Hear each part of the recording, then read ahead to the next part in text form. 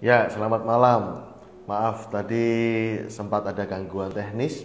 Dan malam hari ini kita akan mulai acara pada malam hari ini. Kita akan ngobrol bareng, ya sesuatu yang menarik dan menggelitik kita semua. Barangkali ini juga mungkin sudah ada di benak teman-teman semua. Dan malam hari ini, Leader Stock yang ke-14 akan bersama-sama dengan rekan saya, ya Bang Gideon Siombing.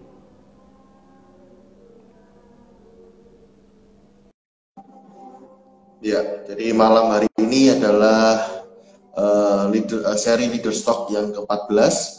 Dan sebelumnya sempat vakum beberapa kali, dan ini kali yang ke-14 di bulan ini yang pertama kalinya. Ya, kita akan membahas jadilah Kristen yang waras dan cerdas. Ya, dan kita akan nantikan sahabat saya Bang Gideon yang bergabung bersama-sama dengan kita malam hari ini.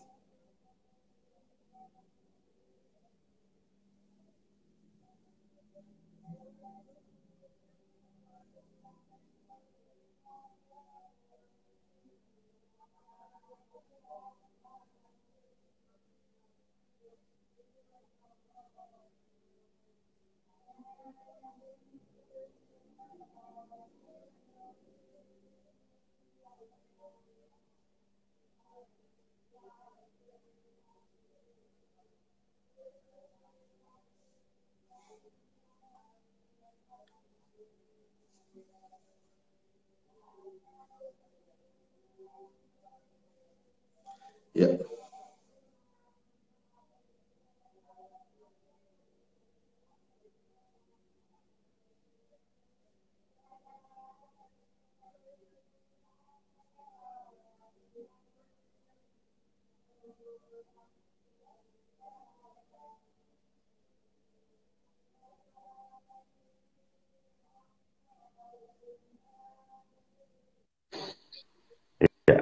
Malam, Yuk, malam. malam bro. Ya, Malam teman-teman. ya malam. Gimana nih Bang akhirnya? Gimana ini? Luar biasa. Iya, iya, iya, iya. Ya. Makasih Mati ya Bang lampu, malam. mati lampu. Ya, makasih ya Bang sudah ditemanin malam hari ini. Ya. Sama-sama. Oke, Suaraku jelas jadi ya? jelas. Ya, Bang, sebelum Oke. kita bincang-bincang, sedikit pengantar dari saya ya. Jadi Ya, ini siap. programnya Leader Stock, kebetulan juga pakai tujuan dari adanya Leader Stock ini adalah membicarakan tentang kepemimpinan atau kekristenan yang sehat. Jadi bukan soal sukses, tapi soal sehat. Nah, saya belajar dan diajar dari atau mengambil inspirasinya dari Pak Bambang Budianto, dan beliau juga ngambil dari ini atau mengiyakan teorinya dari leader source. Jadi kalau dari ayat dari Mazmur 78 ketika Daud dipanggil dari antara kandang kambing domba lalu menggembalakan umatnya dengan cakap tangannya dan tulus hati. Jadi menjadi Kristen yang seimbang, ya bicara soal hati, lalu heart, head, dan hand gitu. Jadi juga bicara karakter dan kompetensi. Nah, memang sempat vakum beberapa kali dan ini Leader Stock seri yang ke-14 gitu. Jadi lalu di malam hari ini saya ditemani dengan Bang Gideon Siombing, ya dari di flyer ya ada beberapa yang tercantum di situ. Jadi pendiri gerakan netizen cerdas dan relawan Be a Sosmed Peacemaker. Lalu beliau juga leader sharing community dan certified workplace trainer dan certified practitioner NLP. Bang, boleh sedikit cerita dan perkenalan tentang gerakan netizen cerdas dan tentang Bang Gideon gitu, Bang. Oke, selamat malam nih buat teman-teman juga yang ikutan ngumpul di sini. Gitu ya. Jadi saya mulai dari 2017 itu mulai menggerakkan yang namanya netizen cerdas gitu. Sebenarnya awalnya tadi mau masuk ke gereja-gereja untuk membangun sebuah awareness tentang bahayanya potensi bahaya di dalam dunia maya atau dunia internet. Tapi berkembang ke depan selanjutnya saya ngelihat ternyata ladangnya itu nggak cuma di gereja gitu. Ladangnya bisa masuk ke berbagai uh, wilayah gitu ya, berbagai aspek, mulai dari anak-anak sampai orang dewasa, dari orang Kristen sampai bukan non-Kristen. Saya juga masuk ke pesantren-pesantren, sekolah-sekolah umum untuk sharing gitu ya, sharing tentang potensi dari bahayanya internet seperti itu. Jadi pergerakan ini sebenarnya sih umum ya. Pergerakan ini saya bawa untuk memperkenalkan gimana sih caranya yang baik, yang benar, yang bijak lah untuk kita bermedia sosial begitu. Oke. Itu aja dulu. Thank you. Ya. Bang, nah saya lihat di sosmed ini, khususnya di akunnya Bang Gideon itu ya, punya benang merah gitu, punya kekhususan, keunikan tersendiri gitu. Sebenarnya dengan konten-konten seperti itu, apa sih kegelisahannya? Apa yang sedang diperjuangkan gitu, Bang? Ya, kegelisahannya adalah ketika saya nemuin postingan-postingan dari yang akun-akun Kristen gitu ya, katanya Kristen tapi isinya sebenarnya menyesatkan lah gitu ya, langsung aja gue ngomong gitu ya. Jadi itu yang bikin gue mikir, lo kok Kristen tapi kontennya malah ngaco gitu kan. Nah itu yang menggerakkan gue untuk counter lah, minimal buat diri gue sendiri, untuk ngingetin diri gue bahwa apa yang dia omongin itu salah gitu. Gue cari tahu faktanya, dan itu yang gue harus share ke teman-teman yang lain, minimal sekali lagi buat diri gue sendiri, buat ngingetin gitu. Oke. Nah, saya sendiri sempat teringat gitu ya dengan kisah Rasul, yang kisah tentang jemaat Berea gitu ya, menyelidiki Alkitab, apakah benar seperti itu yang Paulus katakan gitu. Nah, konteks daripada malam hari ini bicara soal waras dan cerdas ini, yuk kita diskusi, ngobrol malam hari ini gitu ya, bicara soal cerdas ini bukan kan tentunya mengasihi Tuhan dengan akal budi gitu ya. Jadi cerdas ini pengoptimalan gitu ya. Kita mengoptimalkan, bukan sedang mengkritisi Tuhan, bukan sedang sekedar asal kritik atau asal beda gitu. Nah, kalau waras kita juga bisa tadi bukan hanya untuk orang lain tapi untuk diri sendiri gitu ya, refleksi diri sendiri, kesehatan mental kita. Apakah kita ini sebetulnya tulus atau sudah tercampur dengan motif-motif lain ya. Memang tidak sempurna, tetapi ketika standarnya ini kita bicarakan, maka kita akan mudah-mudahan bisa saling mengingatkan, saling menegur kalau kita lupa, atau mungkin kita suatu saat juga tergelincir di hal yang sama. Sebenarnya bukan waktunya untuk kita kemudian menuding dan menjatuhkan, tetapi kita bisa saling mengingatkan dan saling membangkitkan kembali. Nah, kalau standarnya kita tidak sama kan nggak mungkin kita diingatkan. Jadi malam hari ini itu sih dari sisi saya gitu. Mungkin ada tambahan sedikit dari Bang Gideon? Ya, malam ini sih saya rasa kita harus bisa melihat dari secara jujur ya. Kita harus berani jujur melihat bahwa ternyata di dalam kekristenan banyak berita palsu, banyak berita kebohongan yang disebarkan secara nggak langsung, secara nggak sadar atau secara sadar oleh orang-orang tersebut gitu. Dan ini medianya media sosial itu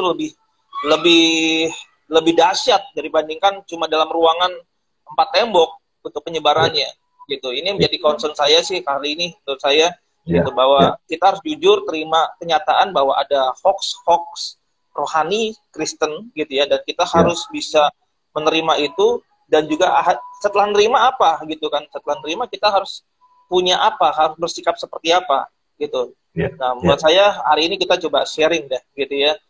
Dan gimana countermeasure-nya.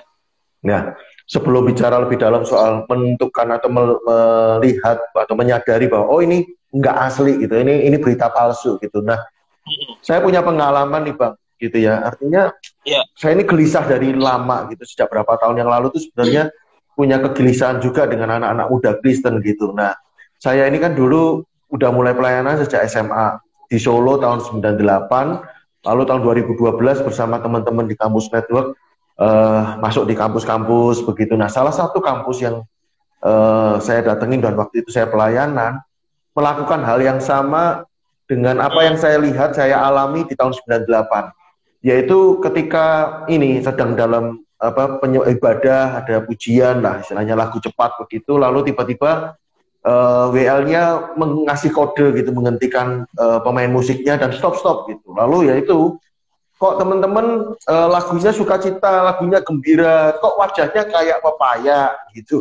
Nah itu hal yang sama yang saya dengar dari tahun 98 gitu. Dan artinya kok Kristen kayak gini sih, sebuah institusi gereja yang lambat berubah. Lalu gereja mewariskan apa gitu, masa tampilan luarnya, masa kata-kata muka pepaya yang diwariskan gitu kan. Jadi itu sangat-sangat apa ya, sangat mengganggu saya sih waktu itu. Sudah ini apa sebenarnya. Lalu yang kedua Bang, beberapa waktu yang lalu saya pelayanan di sebuah gereja yang sebenarnya yang dilakukan umum, kelihatannya wajar, kelihatannya, yaitu dalam ibadah lagu pelan nih. Lagu pelan dimulai dari lagu pelan, lagu penyembahan gitu ya. Walaupun saya nggak setuju lagu penyembahan, tapi maksudnya ya udah lagu pelan begitu. Lalu lampunya mati itu, lampunya dimatikan. Ya biasa. Lalu kemudian ketika pengkhotbahnya sudah mulai mau khotbah, saya kebetulan disuruh khotbah, lampu dinyalain. Nah, saya agak main-mainin di situ, Bang. Jadi saya ngajak nyanyi lagi, Bang, gitu. Nah, saya ajak nyanyi lagi. Ternyata ada seorang tuh lari, Bang, gitu. Lah kalau gereja besar mungkin malah sekalian nggak apa-apa, tombol lampu mati on off-nya ada di depan dia, gitu, mirip mixer lah istilahnya, begitu kan, ada di depan dia. Nah ini kagak, gitu, ini manual lampu biasa, itu dia harus lari.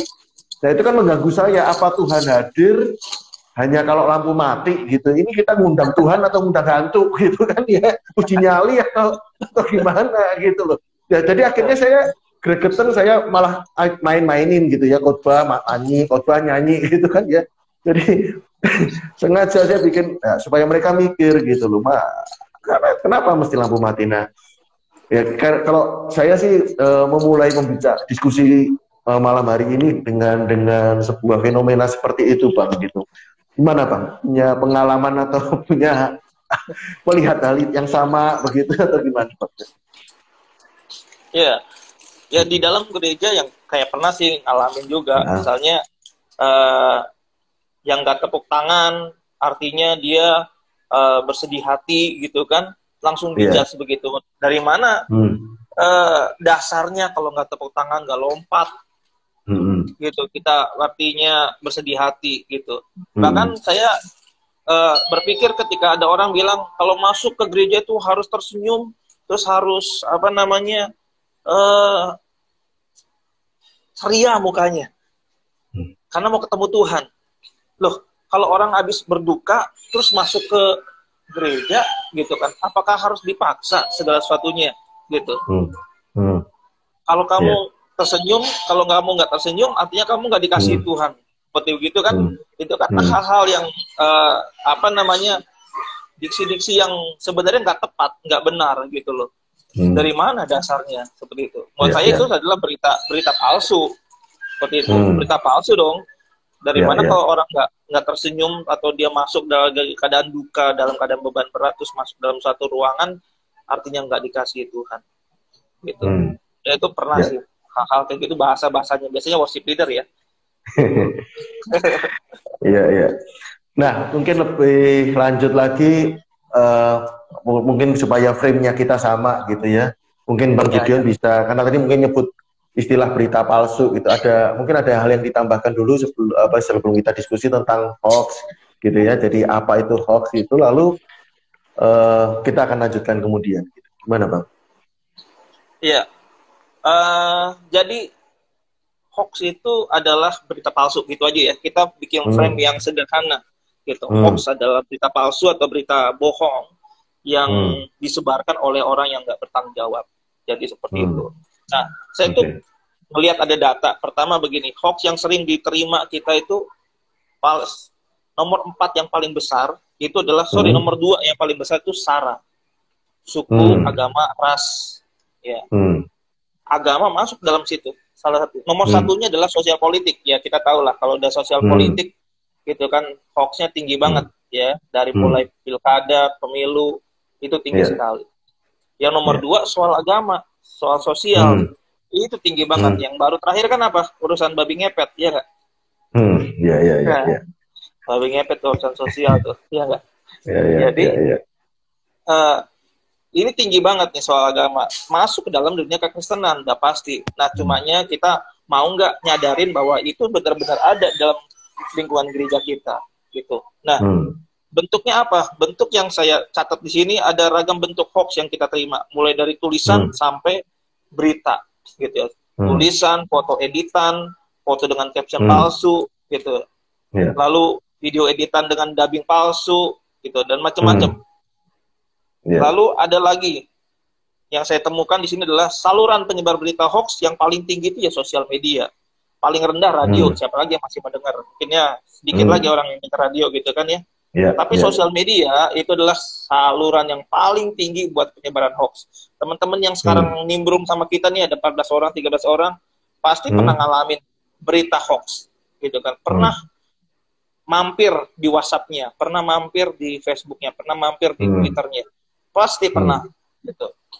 Yang itu hal yang paling dasar yang perlu kita sadari, yang paling dasar dan umum yang perlu kita sadari soal hoax.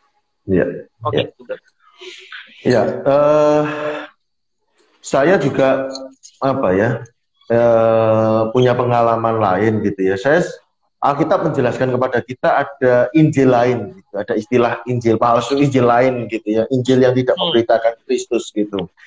Nah, sempat beberapa waktu yang lalu istilahnya ya, rame-rame menghujat gitu, istilah hyper grace gitu. Nah, padahal saya pernah ikut di kelompok mereka yang disebut hyper grace ini, tidak semuanya sebenarnya, walaupun saya percaya di dalam sejarah gereja pun awal-awal pergerakan itu pasti ada ekses-ekses ekstrimnya gitu, lalu menemukan titik keseimbangan. Nah, yang saya lihat sebetulnya ada kerinduan orang-orang yang pengen kembalikan Yesus di dalam gereja gitu. Justru di rumah Tuhan tidak ada Tuhan. Selama ini justru khotbah-khotbah tidak ada Tuhan Yesusnya. Nah, jadi ada kerinduan dari teman-teman ya, sekelompok orang atau beberapa orang yang menyadari ini dan kemudian mengkhotbahkan Yesus gitu. Tapi kemudian rame-rame nih gitu ya, wah itu sesat, itu begitu. Nah, terlalu mudah untuk menghakimi. Nah, sementara pada tadi kan dikatakan malam hari ini kita yuk coba jujur gitu ya, terbuka bahwa memang ada nih gereja-gereja yang katakanlah sepanjang tahun bicara soal berkat ya, kan kalau tidak pun dengan ancaman-ancaman, kalau tidak melakukan ya masuk neraka lah, tidak diberkati lah. Dan saya juga barusan ini ya bimbing seorang adik rohani di salah satu gereja di Jogja gitu ya, sampai dia tengkar sama anggota komselnya gitu, karena harus melakukan ini, melakukan itu gitu, melakukan catatan saat teduh, lalu terus dia mau mundur dari pelayanan nggak boleh gitu, karena kamu udah dilantik, maka yang bisa kamu naik jabatan, nggak bisa turun lagi. Ini maksudnya kalimat-kalimat ini dasarnya apa, ayatnya mana gitu ya. Lalu yang saya agak terganggu juga ketika khotbah-khotbah tentang berkat itu, atau khotbah-khotbah tentang perpuluhan, khotbah ini, lalu ada sampai berani gini, kalau kamu lakukan ini, kalau sampai tidak terjadi, temuin saya gitu, hubungi saya gitu. Saya berani menjamin seperti itu gitu, seolah-olah kalau Tuhan itu kayak mesin gitu ya, kita lakukan A, B, C, D, maka saya pernah bahas di seri sebelumnya tentang mechanical spiritual gitu.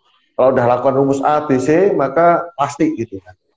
Apakah ini dalam kategori hoax, Bang? Kemudian mungkin bisa dieksplor dari situ. Iya, prinsipnya gini kan ya. Hoax itu adalah berita palsu. Itu paling dasar dulu ya, berita palsu. Gitu. Ketika apa yang disampaikan tidak punya dasar, tidak ada sumber, tidak ada referensi yang dapat dipercaya, maka hal yang disampaikan itu udah pasti bisa disebut berita palsu atau hoax gitu. Nah, memang kalau soal pengajaran kayak misalnya hyper grace gitu ya, kalau dalam satu gereja udah bilang itu sesat, gereja yang lain untuk bilang oke, gitu ya, masih bisa diperdebatkan lah ya, masing-masing punya dasar ayat Alkitab gitu. Tapi kalau kita mau ngomongin misalnya satu, ngambil arah yang udah ekstrim nih, gitu ya. Oh, nggak apa-apa lu, misalnya hyper grace yang katanya ekstrim gitu ya, lu boleh berbuat dosa, nggak apa-apa lu dikasih Tuhan, tak juga lu selamat gitu kan, gitu. Ya itu bah kebohongan, tidak pasti hoax dong di dalamnya, gitu. Nah masalahnya adalah ketika mungkin anggap lagi nih ya, hyper grace itu oke, baik gitu ya, tidak ada masalah dalamnya. Ada yang ekstrem kiri, ada yang ekstrem kanan. Nah yang ekstrem kiri ini yang biasanya bermasalah, yang menambah-nambahkan hoaxnya di dalam, yang membuat orang-orang yang tadinya berjalan lurus dan akhirnya dia menjadi menyimpang oleh karena berita-berita kebohongan. Dan sayangnya ada orang-orang yang suka sama hoaxnya, gitu kan. Yang mereka yang suka hoaxnya ya pasti mereka yang merasa diuntungkan oleh berita kebohongannya, gitu. Misalnya contoh sama pengajaran bilang, ya harus kasih perpuluhan, kalau nggak ke perpuluhan lu masuk neraka, gitu kan. Ya untuk sebagian orang langsung iya gitu kan, percaya. Padahal dasarnya dari mana? Ya enggak? Dasarnya di mana? Oh mereka bilang, oh kalau nggak ngelakuin perpuluhan sama dengan dosa sama dengan masuk neraka. Ya nggak segitu juga bang, ya gitu kan? Gitu. Masa rumusnya begitu? Gitu. Jadi kalau soal penafsiran oke lah, kita masih bisa perdebatkan. Tapi ada hal-hal yang sebenarnya yang udah fundamental, ya bisa lagi kita tawar-menawar. Gitu. Ada hal-hal yang fundamental seperti jalan kita untuk selamat hanya Yesus Kristus, percaya sama Yesus Kristus. Gitu kan, bukan lagi berdasarkan perbuatan kita. Ada hal-hal yang fundamental. Nah, yang fundamental ini seringkali diplesetkan, dipelintirkan, sehingga ditambahkan berita hoax, gitu kan, ditambahkan berita-berita lain, sehingga menjadi pengajaran yang baik itu jadinya dikesankan bahwa itu adalah berita hoax, adalah penyesatan atau berita palsu. Seperti itu. Jadi ya sayang banget kan. Kayak kemarin saya posting gitu, nggak percaya babi ngepet, gitu ya, nggak percaya babi ngepet tapi percaya Yesus bisa ngasih segala sesuatu, gitu. Ya artinya ada orang-orang yang percaya dengan Yesus tuh ngasih segala sesuatu yang saya mau, gitu. Ujungnya apa? Ya ujungnya kecewa, gitu kan? Ujungnya kecewa ketika dia nggak dapetin apapun. Nah, dia udah termakan sama berita hoax bahwa Yesus memberikan segala sesuatu. Dia punya bayangan bahwa Yesus itu kayak Doraemon, gitu. Itu yang saya tangkap sih. Iya, saya memang sempat, kalau soal itu saya sempat bikin ya, bahwa ternyata saya melihat beberapa orang yang disebut orang diserang dengan teologi kemakmuran, kelihatannya lebih rohani gitu. Justru yang masalah itu kemakmuran yang jadi teologi gitu. Jadi ini apa namanya? Lalu ujung-ujungnya ya itu tadi yang mungkin ya pasti gitu ya, nggak pernah ada yang namanya orang tidak ngalami kegagalan, tidak pernah ngalami apa ya itu dong. Ada yang begitu-begitu itu tuh yang apa namanya apa ya istilahnya pengajaran-pengajaran yang seolah-olah tidak reality gitu, tidak melihat kenyataan yang ada. Dalam bentuk-bentuk hoax di gereja apalagi Bang yang mungkin ditemuin gitu Bang selama ini yang sering muncul gitu. Saya catat begini, pertama ada hoax yang, berita hoax dalam kekristenan itu ada hoax tentang Yesus Kristus yang pasti, ya kan? Mulai dari Yesus, ya sebenarnya hoax dari perjanjian lama sudah ada ketika Adam dan Hawa mau jatuh dalam dosa kan, ada hoax yang muncul kan, si ular sebutin kalau lo makan ini lo nggak bakal mati gitu kan, justru lo akan jadi seperti itu hoax yang pertama kali tuh dibilang gitu ya. Lalu hoax tentang aktivitasnya setan, hoax tentang sejarah gereja, hoax tentang ritual. Nanti saya kasih contoh-contohnya ya. Hoax tentang akhir zaman, hoax tentang tokoh Kristen. Nah, saya mau share nih. Pertama contoh ya, ada hoax yang saya bilang di sini, saya posting tuh di IG saya tuh. Ada akun Kristen namanya Belief of Jesus. Bayangin, akun namanya Belief of Jesus. Dia tulis begini, ketika saya menyembah dan merasakan kehadiran Tuhan, dia kasih gambar tuh bulu kudu tangannya merinding gitu kan. Oh, iya. Itu hoax lah, berita palsu. Dari mana lu bisa bilang kalau nyembah Tuhan itu sebagai tanda, kalau merinding tandanya adalah ada kehadiran Tuhan. Kacau banget kan. Itu hoax yang disebarkan secara nggak sengaja atau dia sengaja oleh dia dengan cara pengertian dia masing-masing. Gitu. Lalu ada hoaxnya yang sudah sering kita dengar ya, setan tuh berkuasa siksa manusia di neraka. Itu hoax lah gitu. Dari dasar manapun nggak akan ketemu itu di Alkitab. Setan berkuasa di neraka, setan siksa manusia, itu nggak akan ketemu. Ada lagi hoax yang kita dari zamannya Facebook tuh, kalau lo ketik amin gitu kan, doa lo kan terkabul gitu ya. Atau kalau berantai Kalau tidak mau Ya, berantai nanti. iya. Waktu Hmm, gue ini ya, waktu gue SMP apa SMA nih, itu ada zamannya itu, ada surat berantai dari Roma. betul, betul, Mungkin pernah dengar ya. Jadi betul, betul. kalau lu nggak fotokopi dan nggak Ya, sebarin, hidup lu dikutuk, lu ya, akan ya, sial. Wah, ya, saya waktu itu baca takut juga kan, tapi ya, nggak mau ya. fotokopi, nggak ada duitnya, gimana? Ya kan? Ya, ya, ya, ya, ya. Ya udah disimpan aja. Itu hoax yang di zaman jadul tuh masih kertas gitu. Saya Kalau ngerasain sekarang, gitu ya. kalau kamu nggak doa, cawanmu nggak penuh sampai cawan di sana nggak penuh. Loh, Gitu. Ya, ya. gimana caranya gitu kan? Eh, Oke. Gitu. Ada lagi yang bilang kalau puasa 40 hari dijamin dengar suara Tuhan. Iya, Berita palsu dong. Dari mana? iya. Jelas nggak ada itu. Hmm. Gitu. Itu beredar kan di gereja, bukan di mana-mana itu. Iya nggak? Betul, dan berani jamin gitu ya. Kalau nggak denger nih, Jamin. gitu. Nah, ya jamin lagi. Ada hoax Iya, iya. juga tentang tokoh Rasul Paulus II tuh di Sorong kalau nggak salah dia. Hmm. Ya, Rasul Paulus II gitu. Ada lagi hoax kemunculan antikris, katanya antikris muncul 4 April ya. Itu Hmm. luar biasa tuh orang, ya kan? Itu Hmm. penyebaran gimana? Pengajaran itu yang diberikan. Hmm. Hoax apa lagi? Hoax Kristus sudah datang dalam rupa wanita gitu. Yang Hmm. dimunculkan oleh gereja apa namanya tuh? Gereja Tuhan yang Maha Kuasa gitu. Hmm. Mungkin Hmm. pernah lihat juga ada video perempuan Hmm. yang Hmm. tangannya cacat gitu ya, terus tiba-tiba bisa manjangin sendiri. Setelah Hmm. saat didoakan sama si orang hamba Tuhan di Nigeria. Begitu Hmm. banyak orang menyebarkan video itu. Di forward, di caption, wah luar biasa ya Tuhan Yesus. Padahal itu berita palsu. Si perempuannya sebenarnya memang cacat gitu dan punya kemampuan seperti itu. Begitu banyak Hmm. orang yang akhirnya ngalamin penipuan gitu kan. Hmm. Hmm. Nah, ada lagi satu lagi di India pernah di Facebook nih, di Facebook ada perempuan dan laki-laki Hmm. suami istri Hmm. ditulis captionnya, doakanlah hamba Tuhan sedang di persekusi di India karena dia memberitakan Injil. Wah, 40.000 orang menyebarkan gitu. Hmm. Saya curiga nih, kenapa nih ada begini berita kok nggak sampai ke hamba-hamba Tuhan. Tahu-taunya itu bukan berita seperti itu. Hanya warga yang lagi protes terhadap pemerintah dan menelanjangi dirinya. 40.000 orang Kristen pasti ini orang yang nyebarin. Bayangin 40.000 orang Kristen menyebarkan kebohongan dan artinya dia sudah berdosa menyebarkan kebohongan juga. Gitu. Ini yang makin saya berpikir, loh kok Kristen begini ya? Gitu ya. Kan dikasih Tuhan akal, budi, ya enggak?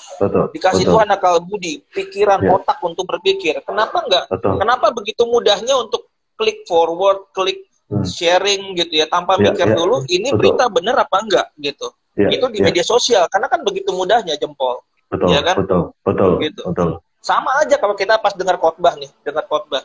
Yang harusnya punya sikap kita adalah berpikir, memiliki saringan yang ketat dalam pikiran kita dan hati kita, nggak semudah itu untuk masuk dalam pikiran. Telinga mudah masuk, tapi ke sini harusnya ada level-level lagi nih saringannya, makin kecil makin rapat gitu yang saya maksud. Makanya kan perintah Tuhan kan ujilah segala sesuatu, ya nggak? Nah, itu yang saya pegang, ujilah segala sesuatu gitu. Artinya ya omongan saya pun, pendeta pun, Anda pun harus diuji gitu. Itu yang jadi concern saya gitu. Nah, bicara kemudian anak muda nih Bang, kan harusnya apa ya, idealis gitu ya, diasumsikan, dipersepsikan gitu kan ya. Nah, saya nih apa ya, gelisah, bukan gelisah, apa ya, kegemes gitu ya dengan Pastor Grab. Gitu, karena ini dua sisi nih. Satu, pastor ini kan juga hoax. Gitu. Tidak semua sinode menafsirkan dengan kata pastor sebenarnya. Gitu. Jadi ini masalah mau penerjemahan atau masalah gambar diri gitu kan, atau masalah tidak laku, masalah apa gitu kan. Karena suratnya sendiri tidak ada penafsiran dalam bentuk pastor gitu. Ada pendeta pembantu, pendeta muda, apa kurang bangga gitu kan ya. Lalu yang kedua gini, dari sisi yang lain begitu mudahnya nge-lag gitu ya. Saya masih ingat yang saya bawa terus jadi contoh ke sekolah ke ini gini, buat apa saat teduh kalau hidup masih rusuh. Nah, itu di-lag gitu. Di-lag banyak anak-anak muda terus dibagiin ya seperti tadi situasinya. Ya di-lag lalu dibagi-bagikan, wah bagus gitu loh. Ada banyak quote-quote yang main kata indah ya, yang belakangnya disama-samain gitu ya. Saat teduh dengan rusuh gitu ya, dipaksa-paksain sedemikian rupa gitu sehingga wah kelihatannya indah, lalu anak muda ini nge-lag. Nah ini yang buat saya apa namanya ya, kok gini sih anak muda Kristen gitu ya, kan itu buat saya bisa berarti macam-macam kan gitu, bisa berarti apa namanya ya ngapain kamu saat teduh, ya tunggu aja tobat dulu, malah nggak saat teduh kan gitu, atau yang memang yang saat teduh aja masih bisa rusuh apalagi yang nggak saat teduh. Nah ini kan multi tafsir gitu loh, orang dengan gampangnya masa nggak ada tanggung jawab seorang hamba Tuhan gitu ya untuk memposting sesuatu, dia apalagi dia tahu sekali dia posting dampaknya sekian ribu orang gitu. Nah ini yang benar. Lalu hidup ini nyari apa, ini yang saya jadi mikir kan gitu, tujuan hidupnya dia apa gitu ya. Saya tertarik itu kan quote-nya Bang, apa bukan quote, judulnya sih salah satu postingannya Bang Gedeon ya, jadi terang dan apa, jadi garam atau jadi selebgram gitu. Ini sebuah ya perlu dipikirkan ulang gitu ya. Nah, gimana tanggapannya? Termasuk gimana sih sikap anak-anak muda gereja gitu, dalam situasi seperti ini sekarang? Iya, yang pastinya kan khususnya yang saya perhatikan sih sebenarnya teman-teman remaja ya, yang begitu mereka mencari idola, mencari orang yang jadi panutan, dan ketika ada sosok yang kelihatannya keren, rohani gitu ya, terus bahasanya teratur, keren gitu ya, kayaknya punya sisi menghipnotis gitu ya. Nah, itu akhirnya mereka cuma gampang mengiyakan tanpa mereka melihat dari sisi bener nggak nih gitu. Kan salah satu cara untuk kita tidak terbodohi, tidak digoblok-goblokin orang gitu ya, tidak tidak digoblok-goblokin orang dengan kalimat pertanyaannya salah satu pertanyaan yang paling ampuh adalah bener nggak itu? Gitu. Benarkah berita itu? Is it true? Gitu. Itu harus ada dalam otak kita. Is it true?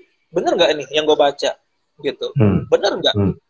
Itu harus dilatih karena apa ya, saya ini baru sadarnya ya memang juga telat sih sebenarnya gitu kan, 2017 sadar dengan kalimat penting ini gitu, tapi justru nggak ada terlambat, justru kita nih harus dari remaja sekarang, anak remaja, teman-teman muda yang ada sekarang ya harusnya melatih diri dengan pertanyaan is it true, karena dunia ini penuh dengan banyak banget kebohongan yang menyerang kita gitu. Betul.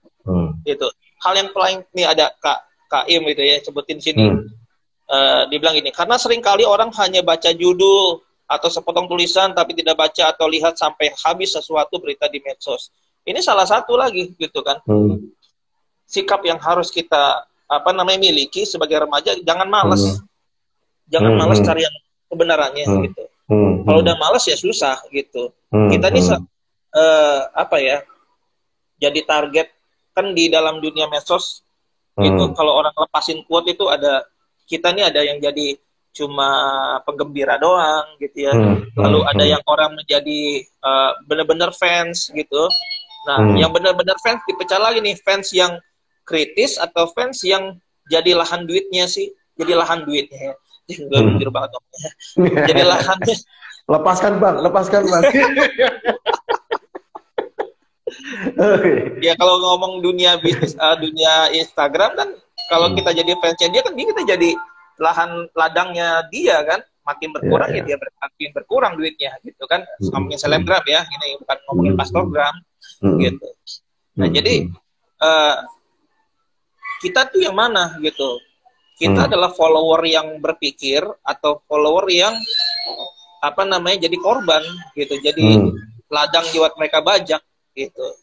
Nah, teman-teman yang muda harusnya nggak cuma sekedar nikmatin konten gitu, tapi orang-orang yang berpikir, karena masalahnya gini, apa yang keluar dari media sosial itu kan masuk ke jiwa kita, kotak kita, pelan-pelan kan tercuci nih otak gitu kan. Iya, iya, Kalau iya, kita iya. nggak punya saringan, sekali lagi kalau kita nggak punya saringan yang pertama tadi saya bilang itu pertanyaan, is it true? Is it true? Gitu. Oke. Is it true?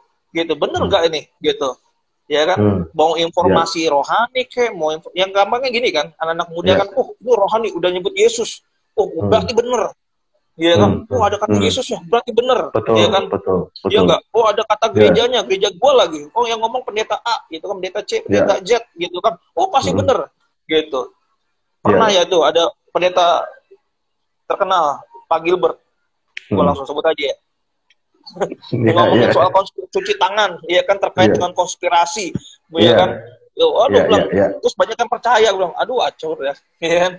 Dari mana itu? Ya. Terus ada lagi pendeta yang ngomong berita Joshua Tewuh kalau nggak salah itu. Dia bikin live juga, terus dia baca naskah, gue tahu tuh naskah dari tahun 2015 gitu ya. Dia sebutin bahwa ada penampakan malaikat yang terekam oleh kamera. Buset, gue mikir, gue cari tahu dong beritanya dari mana gitu kan, is it true gitu. Gue cari tahu, buset ini berita 2015 bang gitu.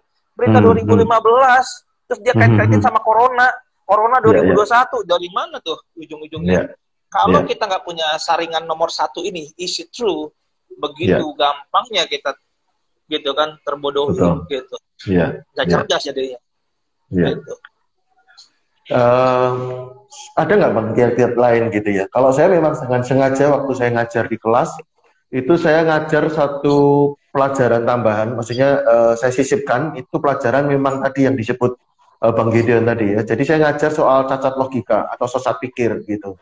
Jadi kalau yang ngomong si A gitu, tokoh yang itu langsung dianggap benar gitu. Kalau atau orang banyak mengatakan benar, itu pasti benar. Atau sesuatu yang baru itu selalu dianggap benar. Nah, itu ada banyak teori-teori sesat logika gitu ya, cacat logika gitu, sesat pikir. Nah, ini yang saya coba untuk ajarkan ke teman-teman murid gitu. Nah, gimana bang kalau dari Bang Gideon mungkin tips-tips kiat praktis gitu, melatih supaya anak muda kita ini nggak goblok gitu loh ya, jadi Kristen itu ya yang cerdas gitu. Gue nangkep begini, pertama kenapa kita kasih judul yang bagus banget ya, judul kita, tema kita kan ada dua kata di situ, waras dan cerdas ya.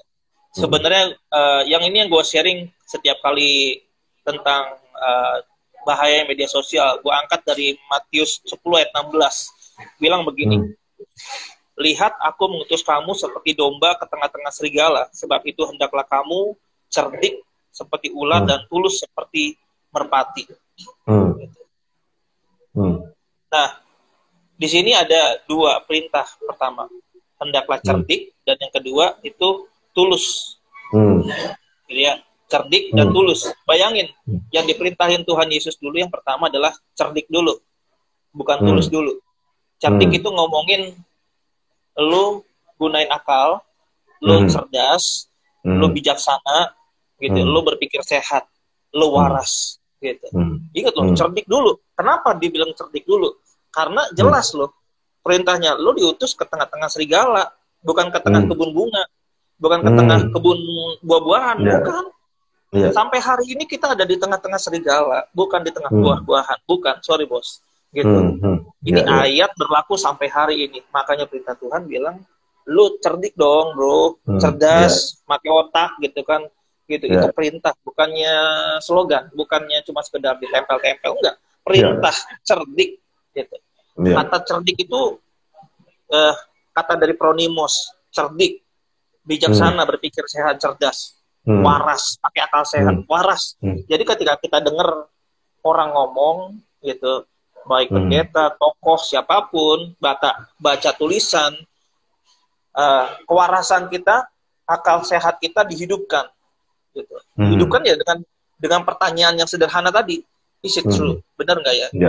Pertanyaan itu nggak dosa. Bertanya itu nggak dosa. Kita kan takutnya kalau nanya itu berarti gue dosa nih.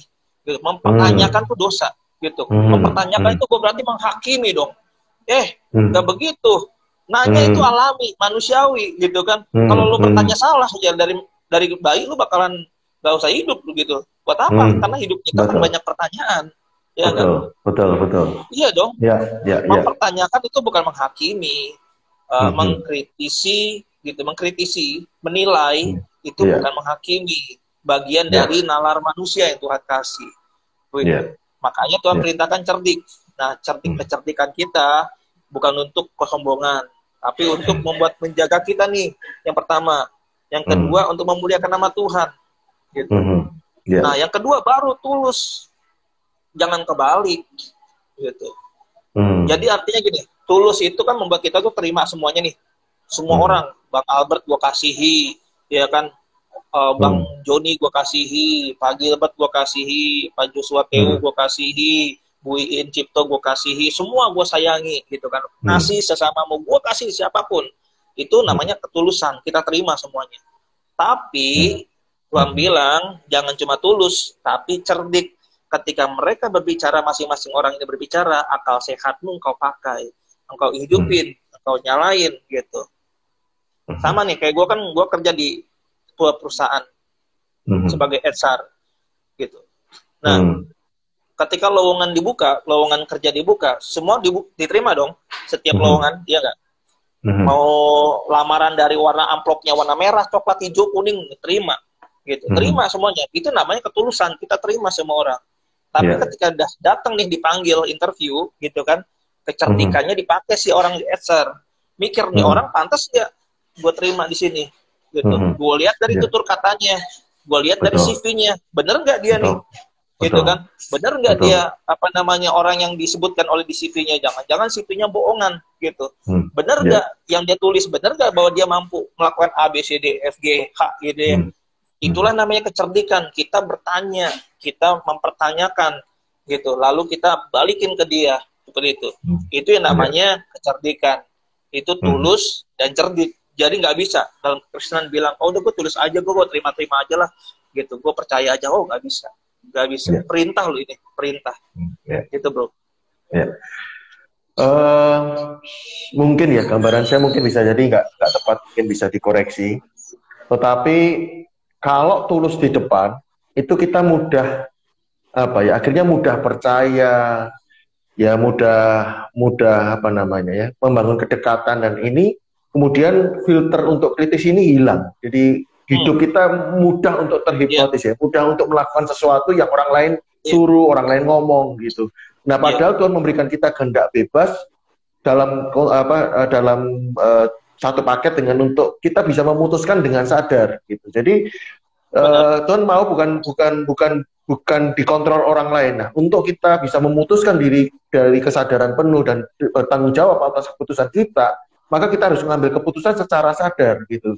Nah, itu yang membutuhkan akal budi, kecerdasan kita untuk memilah, menimbang ya. Di situ istilahnya tadi cerdik dan tulus gitu. Jadi kalau udah tulus susah untuk cerdik gitu. Jadi istilahnya kalau Jaya dulu dalam dalam dunia bisnis itu kan ada model sikut-sikutan, ya jilat menjilat. Ini ya, istilahnya kan kita guyonannya, lu jilat ya jilat yang bener lah, jilatnya masa jilat istilahnya cerdik lah gitu lah. Istilahnya kan lu mau berstrategi juga strategi yang bener gitu. Lu mau ini nah, gitu istilahnya kasarnya kan guyonannya gitu. Nah, oke. Nah, kalau ini kalau kemudian model generasi sekarang ini mudah ditipu gitu ya, mudah dihipnotis gitu ya, disihir di dalam gereja gitu, dampaknya apa sih Bang gitu ya, ke gereja ke depannya kira-kira gitu. Kan ini kadang ada orang dengerin gini ini kadang masih nggak merasa ini penting gitu loh. Jadi ini ekstrimnya saya tanya langsung aja, kira-kira kemungkinan terburuknya apa gitu Pak? Yang terburuk ya, saya mau bilang begini sederhana. Yang pertama, salah satu dampak yang gue rasain ya, waktu gue SMA itu pernah kemakan hoax. Hoaxnya itu pertama adalah kalau lo pakai ulos, ini orang Batak nih, kalau lo pakai ulos, itu ulos ada setannya, nggak boleh makan babi. Gitu. Itu dalam sebuah persekutuan waktu gue lulus, waktu gue percaya Yesus, terus gue ikut persekutuan. Itu hoaxnya seperti itu, didoktrin gitu. Lalu yang terjadi adalah pertengkaran dengan orang tua. gitu kan. Hmm. Nah, salah satu dampaknya adalah ya pasti kita menjadi hubungan dengan sesama kita menjadi buruk gitu ya. Jadi memburuk itu salah satu yang paling mendasar. Orang tua, gue memisahkan diri dari orang-orang yang gue rasa ini nggak pantas jadi temen gue nih, lo pakai ulos, lo masih percaya sama ulos, itu kita akan memisahkan diri ya pasti. Kita akan menjauh dari orang-orang yang kita anggap itu dia itu melakukan kesalahan, padahal bukan kesalahan gitu. Karena kita aja yang kemakan sama hoax gitu, hoax pengajaran ya, hoax pengajaran yang bodoh banget gitu kan. Dari mana nggak boleh makan babi misalnya gitu, dari mana nggak boleh pakai ulos, cuma kain doang gitu. Gue sampai berdebat sama orang tua gue gitu. Itu yang pertama tuh, urusan kita sama sesama pasti akan merenggang ya, urusan merenggang. Yang kedua, nggak ada pertumbuhan rohani di dalamnya gitu. Kalau kita kemakan hoax, yang kita akan makan ya dari hoax itu terus, dari sumber hoaxnya itu gitu. Yang pasti kita kan nggak ada pertumbuhan rohani. Bayangkan kayak akun IG-nya firmankristus.id itu yang nyebarin bahwa hanya orang-orang yang divaksin bisa kerja gitu, dia bilang gitu. Dan bayangin banyak followernya dia yang dengerin, mungkin setiap kali dia ngomong, berarti sumber hoaxnya yang dia makan. Pertumbuhan rohani apa yang didapatkan dari sumber yang menyebarkan hoax? Lo tanya. Iya nggak? Pertumbuhan rohani kayak apa? Gitu. Kalau hoaxnya soal keuangan, maka pertumbuhan rohaninya mati, dan dia munculkan adalah hanya keinginan duniawinya dia. Gitu. Bukan keinginan pertumbuhan rohaninya.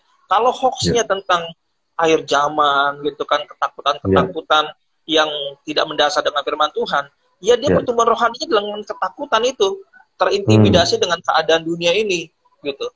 Jadi hoax apa yang lo makan dan sumbernya dari mana, ya itu akan bertumbuh dalam diri lo gitu. Pertumbuhan rohani yang salah bukan mungkin gitu ya, bukan pertumbuhan rohani yang sehat, tapi malah mengerdilkan rohaninya gitu. Itu ngeri banget gitu. Hubungan sesamanya hancur, hubungan dengan Tuhannya juga nggak jalan, nggak ngerasain. Dia ngerasa, gue udah bener nih gitu kan, gue udah paling di track yang bener nih gitu. Bayangin kan, kita kan sekarang lebih banyak kan misalnya ngomongin hoax uang ya, persembahan gitu kan, yang nggak pernah mati nih hoaxnya nih gitu sampai sekarang gitu kan.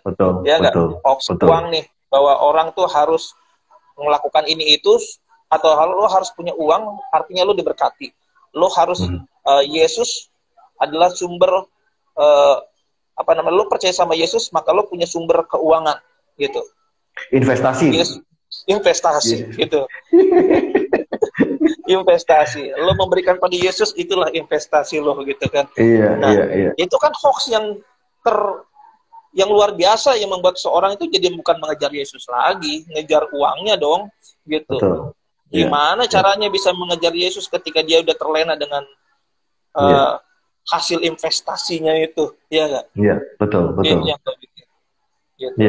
Jadi ya maksud gue, apa hoax yang lo dapetin, ya itu yang akan membuat yang lo makan buat roh lo juga gitu. Hati-hati. Kayak bilang ilmu sihir rohani gitu ya. Intimidasi, manipulasi, semuanya lah. Jadi termasuk hal-hal yang kelihatannya rohani. Saya juga sekarang juga menghindari sih. Misalkan ada orang masalah gitu kan, sering banget ya, kamu doa dong sama Tuhan.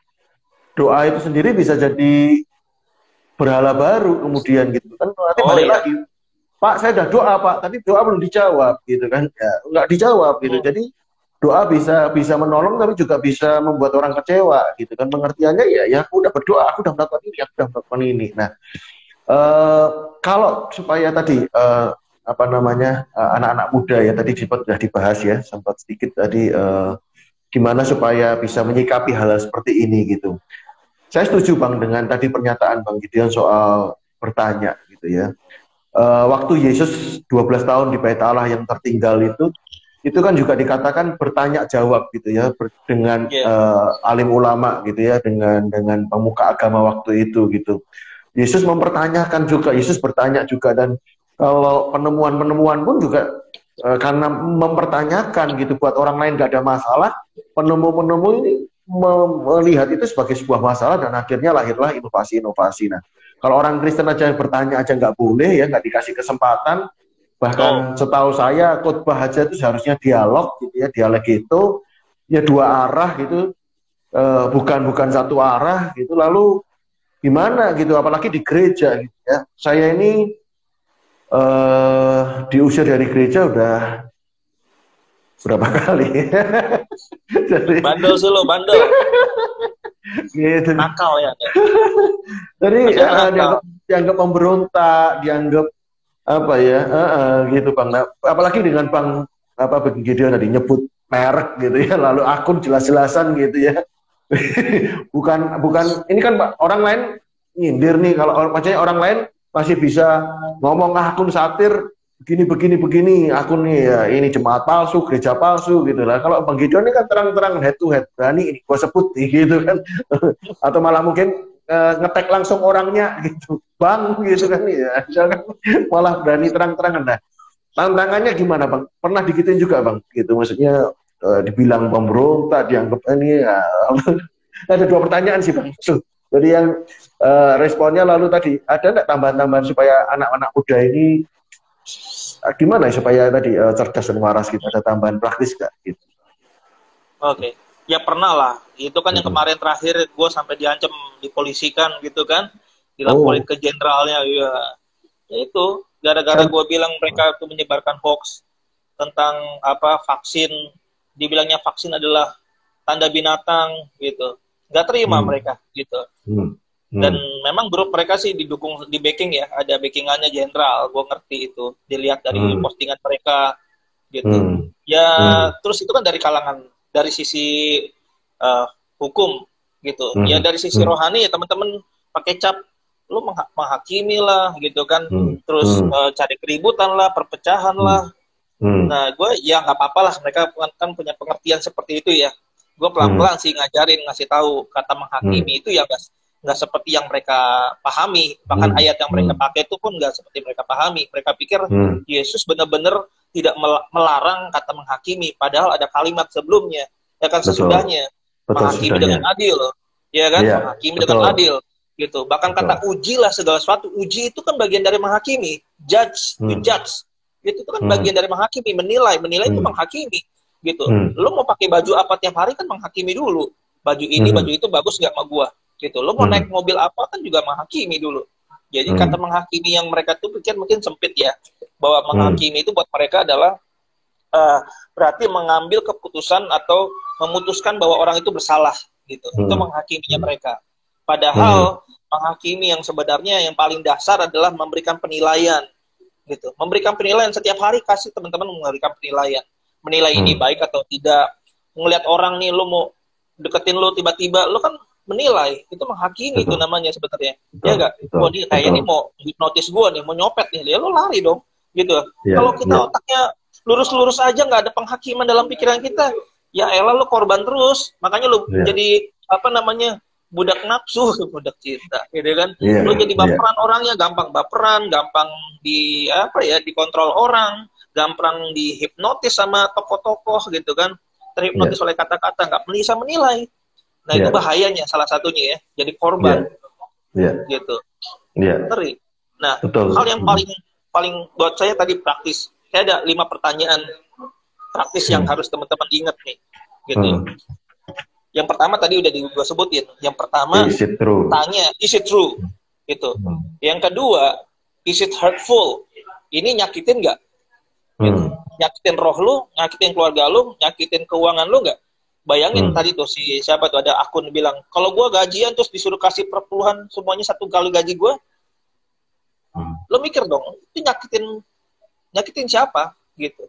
Nyakitin buah sulung tiap tahun, ya buah sulung tiap tahun, nanti kalau dapat kerja baru hasil lagi. Jadi ukurannya ganda-ganda, ukuran berganda, berlapis, pasal berlapis.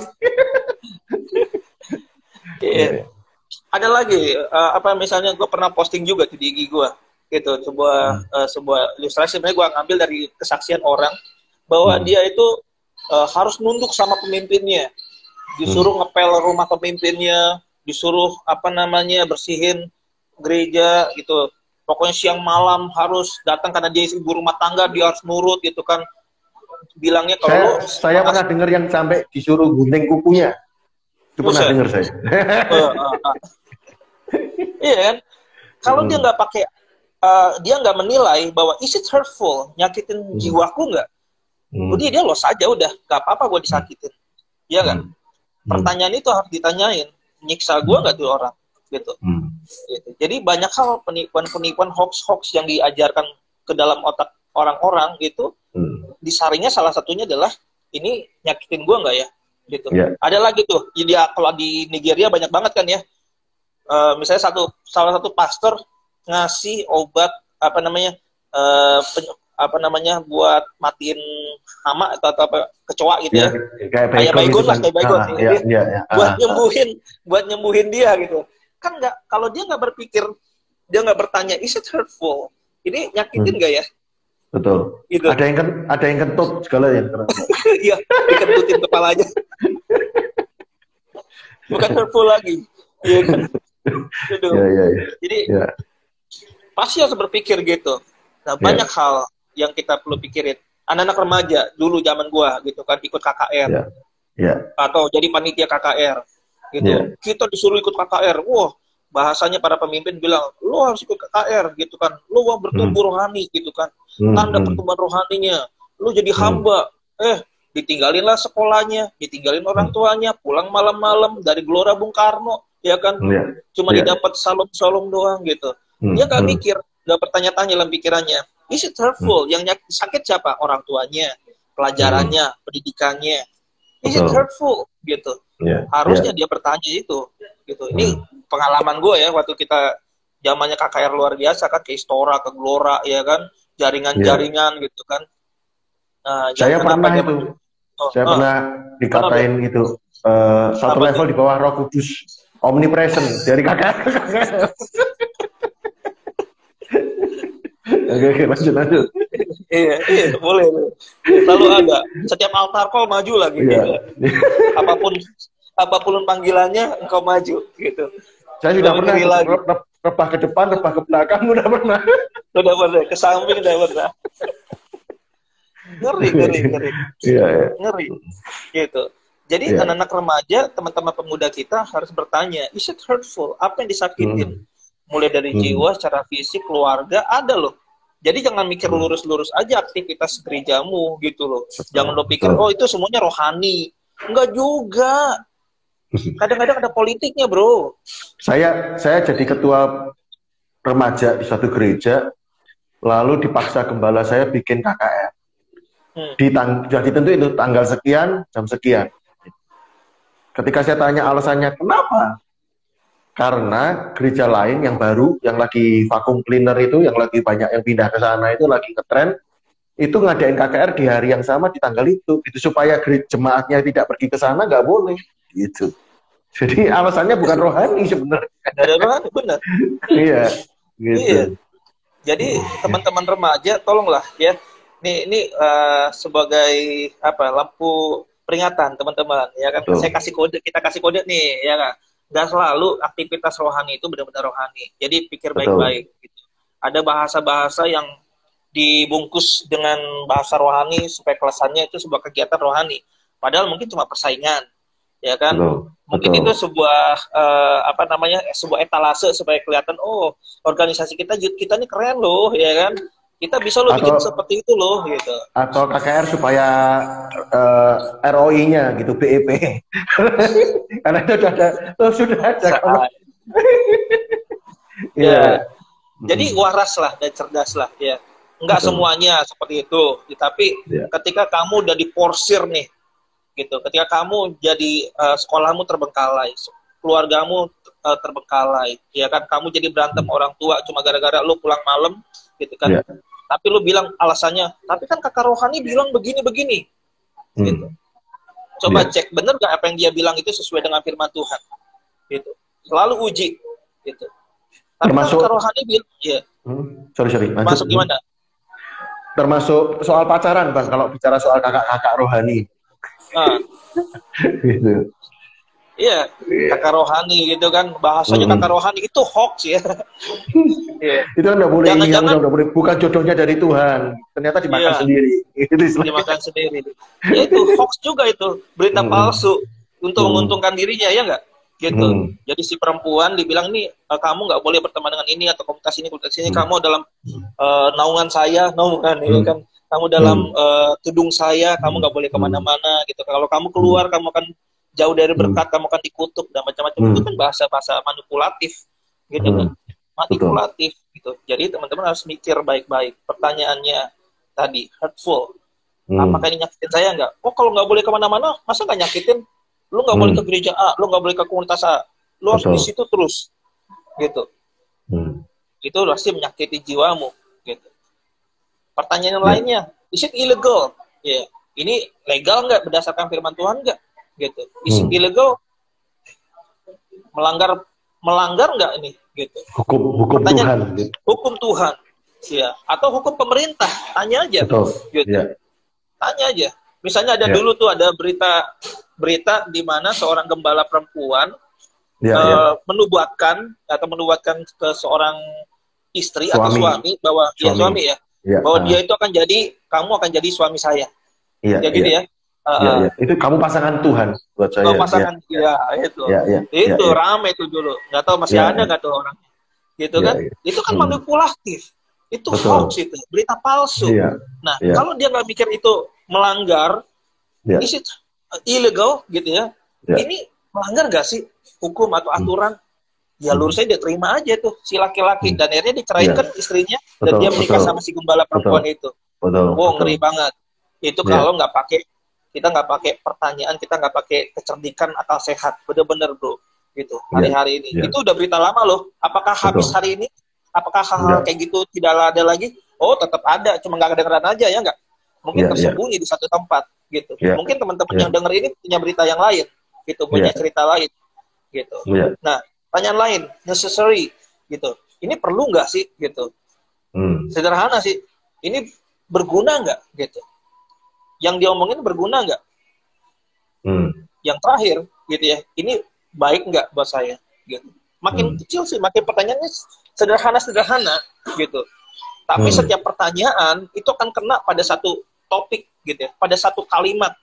Nggak semuanya hmm, pertanyaan ini perlu dikeluarkan. Ini senjata nih, 5 nih pertanyaan, gitu ya. hmm, Tapi masing-masing ini akan berguna. Cukup satu pertanyaan aja mungkin bisa menyelamatkan teman-teman. Satu hmm, pertanyaan bisa menyelamatkan teman-teman. hmm. Gitu. Iya, Jadi pastikan itu dilatih. Nggak bisa lo hafalin terus lo baca, lo denger ini langsung. Lo harus latih, gitu. iya, iya. Latih. Kadang-kadang ketika ada lo di Instagram lihat postingan, lo 3 pertanyaan aja satu nih. Is it true? Bener nggak nih? Lo cari tahu, gitu. Itu melatih Hmm, teman-teman.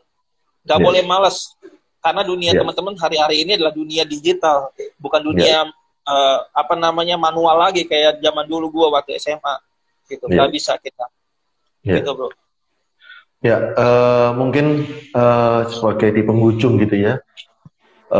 Sebelum saya nyampein satu dua pertanyaan lagi, jadi teman-teman kita ada dua istilah lah ya. Jadi politik dalam gereja dan gereja yang berpolitik gitu. Itu dua topik yang sangat berbeda jauh gitu ya. Soal panggilan gereja di dalam politik dan soal politik dalam gereja itu real gitu. Sama Anda percaya seperti sama percayanya Anda dengan Tuhan, percayanya Anda dengan setan, Anda percaya juga dengan politik dalam gereja. Itu proporsi yang real gitu, itu nyata gitu ya. Dan ini yang terakhir gini Bang mungkin ya. Kan kita disebut believers, kita disebut Ya, orang percaya gitu. Nah, padahal kan ya tadi membangun kekritisan, tidak mudah percaya gitu. Nah, gimana batasan, gimana membangun keseimbangan atau sehat gitu. Kita tidak kemudian jadi ekstrim gitu ya. Lalu juga supaya tidak jatuh dalam dosa kesombongan, angkuh merasa paling benar, kita menuduh orang lain apa istilahnya oh begitu. Nah, supaya kita juga terjagai gitu ya, punya kehidupan yang sehat, lalu bagaimana dengan Tuhan gitu. Apakah ini tadi pertanyaan-pertanyaan itu konteksnya dengan hamba Tuhan atau dengan Tuhan juga, baca Alkitab juga ini gitu ya. Lalu kan tadi kalau pertanyaan terakhir, apakah itu baik, apakah itu berguna, lalu di mana batasan ini sedang dalam comfort zone gitu, saya sedang memupuk atau saya sedang kedagingan gitu, atau enggak gitu, atau saya ini batasannya gimana supaya seimbang gitu, Bang? Iya. Pertama pasti ketika teman-teman mulai dengan pertanyaan-pertanyaan itu akan ada rasa di mana pertama gue ngerasa paling benar atau curiga juga muncul, gitu ya, merasa nggak percaya. Tapi itu nggak masalah, namanya kan latihan. Nggak terbiasa soalnya, kita nggak terbiasa dengan mempertanyakan, gitu. Hidup ini kayaknya los-los saja. Oke. Akan ada rasa yang seperti itu, rasa ragu itu juga muncul. Nah, bagaimana supaya seimbang? Gue akan balik lagi nggak jauh dengan apa yang ayat yang tadi gue sebutin dalam Matius tadi, Matius 10 ayat 16. Itu udah seimbang banget gak tuh? Itu udah ayat yang paling membuat kita ngingetin kita untuk seimbang. Seimbangnya kenapa? Karena Tuhan Yesus kasih kata, dua perintah dihubungkan dengan kata bukan atau tapi dan. Ini ya. Tulus seperti cerdik seperti ular dan tulus seperti merpati. Dan bukan atau, nggak bisa milih.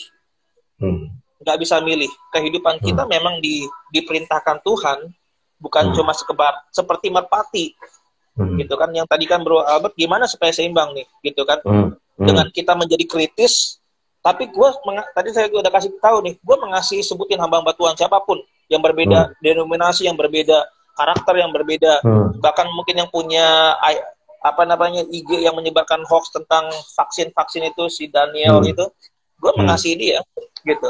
Tapi itu kan sikap merpatinya tuh, ya nggak, tulus mengasihi. Tapi kita harus kritis, tetap harus kritis, gitu. Kita harus cerdik, teman-teman, gitu. Karena nggak ada pilihan. Tuhan tempatkan kita ke dunia yang jahat, gitu ya, dunia yang gelap, itu bukan pilihan. Nggak ada pilihan lain. Satu doang, udah satu tempat itu doang. Makanya dua sikap ini harus ada bersamaan dengan diri kita. Nah, kita harus melatih diri supaya itu terus berimbang. Gue waktu lulus sekolah teologi, waktu lulus pertama kali gitu kan, terus mulai duduk di gereja, di ibadah kan, gitu. Pikiran yang muncul itu, pertanyaan ini benar nggak nih khotbahnya, gitu. Pikirnya itu begitu, gitu. Tiba-tiba ngomong pendetanya ngomong begini-begini, ini kayaknya nggak bener nih. Menurut hermeneutika, gitu kan, menurut ilmu ini, gitu kan, ini otak gue jalan, gitu. Malu nggak? Gue mikir, pertama-tama mungkin gini gue mikir, aduh gue dosa banget nih ya, gue menghakimi, gue begini ya. Ya Tuhan ampuni aku, setiap keluar ibadah gue pasti minta ampun sama Tuhan, gitu. Tapi ternyata gue mulai ngerti, ya memang lah karena lu belajar. Karena lu belajar, makanya lu punya pikiran kayak gitu. Tapi lu harus mengimbangi, punya sikap rendah hati, menerima mau diajar, tapi bukan berarti segala sesuatunya dengan mudahnya masuk tinggal dalam pikiran kita. Nah, kerendahan hati itulah sikap dari si burung merpati tadi yang harus dilatih. Itu yang jaga trek kita tetap berjalan, ya, berjalan dengan kekritisan, dengan kerendahan hati, berjalan dalam kekritisan dan kerendahan hati, gitu. Kalau saya lebih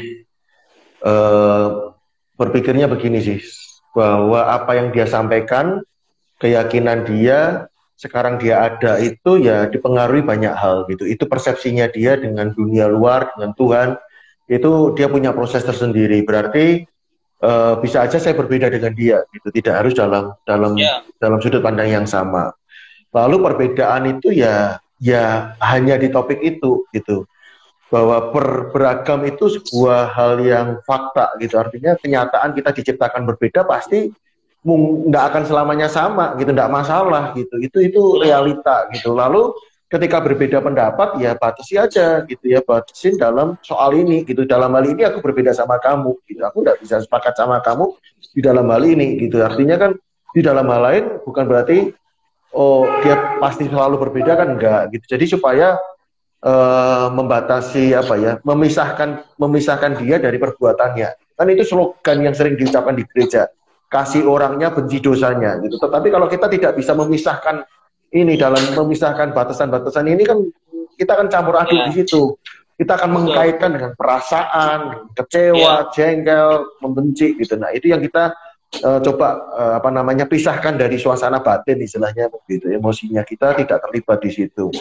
Lalu kalau dari sisi saya sering sharing istilahnya ngajar lah gitu ya, lingkaran sehat gitu. Kita punya board of director gitu, punya orang-orang yang mengarahkan kita, lalu saya punya lovers dan haters gitu. Jadi orang yang sejenis dan orang yang nggak sejenis. Ini bicara soal, bukan hanya soal kelamin gitu, tetapi soal kalau kamu hobinya gitar, pelayanannya pemusik gitu ya sudah, kumpullah dengan pemain musik, gitaris gitu ya. Tetapi kamu juga harus punya orang-orang yang tidak suka musik gitu. Nah, jadi lovers dan haters gitu, supaya kita punya dapat masukan yang balance gitu ya, masukan-masukan yang seimbang gitu. Lalu juga punya orang yang dimentor. Jadi itu menjagai kita punya keseimbangan, punya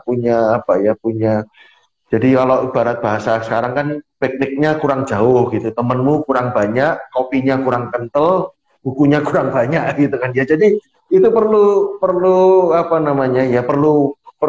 banyak meragam lah teman orang-orang yang kita jumpai, sehingga nggak mudah ditipu gitu, nggak mudah diarahkan kita menganggap satu sumber yang benar, padahal banyak perspektif, banyak sumber yang lain yang kita bisa lebih luas gitu pandangan kita gitu. Nah, itu yang terpikir deh ya dari saya soal itu tadi, keseimbangan dalam kehidupan ini gitu. Jadi kritis, bertanya itu menurut saya wajar gitu ya, dan Tuhan pun pakai pertanyaan kan, itu contohnya ketika Adam jatuh dosa kan juga langsung sudah ditanya kan, Adam di manakah kamu gitu. Itu kan Tuhan bukan karena tidak tahu di mana Adam, gitu, ada maksud. Tuhan menyampaikan bahasa komunikasinya aja dengan sebuah pertanyaan gitu. Jadi pertanyaan itu juga hal yang alami, hal yang wajar gitu. Jadi menurut saya juga terbiasa dengan haters itu kan juga terbiasa dengan dipertanyakan gitu. Nah, kadang gereja nggak mau sih ya, nggak mau susah gitu, nggak mau dikritik, nggak mau kasih masukan gitu. Nah, ada nggak Bang yang kira-kira ada mau ditambahkan gitu Pak soal itu tadi yang terakhir kita bahas? Ya, prinsipnya adalah tetap kita punya wawasan yang luas buat gue ya. Setiap kita punya, nggak boleh sempit lah pikirannya gitu. Betul. Ketika kita bergereja, kita kenal ada aliran lain, ada denominasi lain, kita menerima mereka gitu. Nggak langsung cap karismatik sesat, Pentakosta sesat, HKBP sesat gitu kan. Nggak begitu langsung. Itu udah nggak zamannya, zaman gue dulu tuh gitu ya, zaman gue udah masih begitu. Tapi sekarang kita harus punya pikiran lebih luas, ya nggak sempit lagi. Kita kenal banyak teman yang berbeda aliran, berbeda denominasi, dan nggak apa-apa lo kritis terhadap denominasi, beda orang, beda denominasi, nggak masalah. Ada orang bilang gini, lo urus aja gereja lo sendiri, denominasi lo gitu kan. Ini bukan soal denominasi ketika udah masuk dalam ranah pengajaran gitu. Ketika udah masuk ranah Alkitab yang dikeluarkan ayat-ayatnya untuk disebarkan gitu, kita harus pikir kritis. Kita boleh memberikan tanggapan, tapi kita tetap menghormati mereka gitu. Nah, lalu kita selain punya wawasan terhadap dalam bidang gereja, ya berbangsa dan bernegara juga begitu gitu. Kenalin, jangan sempit cuma Kristen doang yang lu kenal gitu kan, orang lain yang berbeda agama lu kenalin gitu, perbedaannya begitu. Jadi buat gua ya, kita balik jadi manusia yang waras dan cerdas hari-hari ini. Oke. Ya,